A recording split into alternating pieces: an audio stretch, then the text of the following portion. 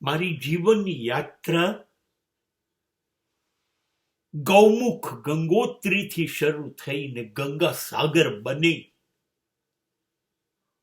આ હૃદયમાંથી ઉઠેલી પ્રાર્થના છે.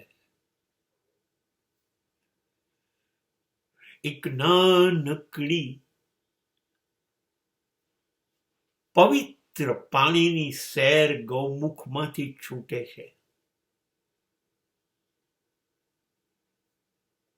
અને એ વિશાળકાય સાગરની જેમ અનેક પ્રદેશોમાંથી જાત જાતના ભાત ભાતના લોકોની સંસ્કૃતિની વચ્ચેથી પસાર થઈને હજારો કિલોમીટર બાદ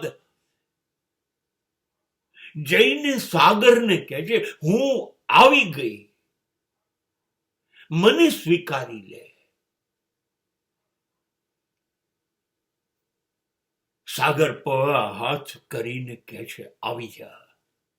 ગંગા પોતાનું સમર્પણ કરી દે છે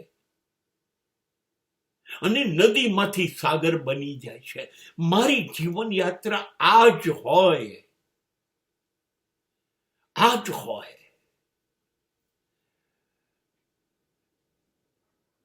મારું જીવન એક ખાબોચિયું ન બને, તાવ ના બને, નહીતર હું ગંધાઈ જઈશ. એમાંથી ગંધ મારશે, પ્રદૂષિત થઈ જઈશ. ચારે બાજુના કાંઠાઓની વચ્ચે મારો વિકાસ રૂંધાઈ જશે. મને એવું નથી કરવું. મારું જીવન ઉંમરના જુદા જુદા પડાવ અને જુદા જુદા ઘાટ ઉપરથી અથડાતું, કૂટાતું પસાર થાય. બાળપણ, યુવાની, પ્રૌઢત્વ, વૃદ્ધત્વ પસાર થાય. થપ્પડો ખાય, ઠોકરો ખાય.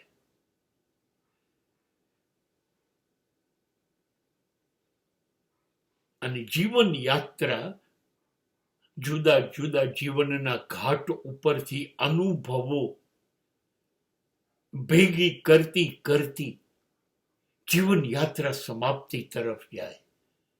સંતોષ હશે, આત્મસંતોષ હશે. પડ્યા, કોણી છોલે, ઢીંચણ છોલાયા, દિલ તૂટ્યું, અરમાન ઘવાયા, સ્વપ્ન તૂટ્યા.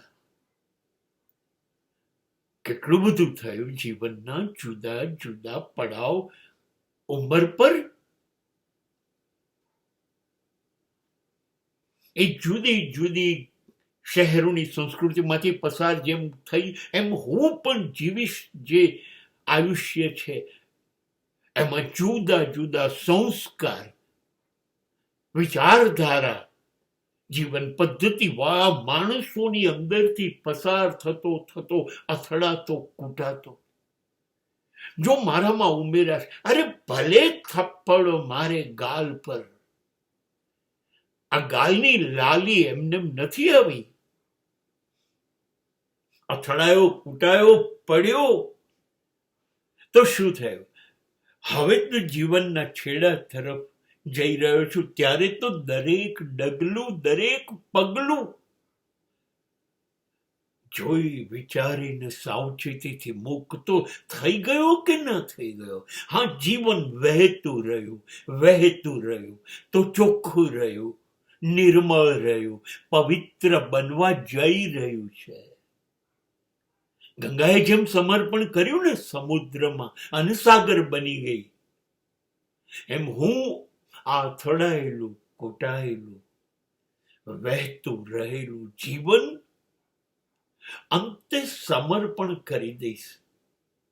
મૃત્યુ બે હાથ ઉપર કરીને મને કહેશે, ચલ ડીકે, અને હું કહીશ, યસ સર, આઈ એમ રેડી. અને હું જીવમાંથી શિવ બની જઈશ.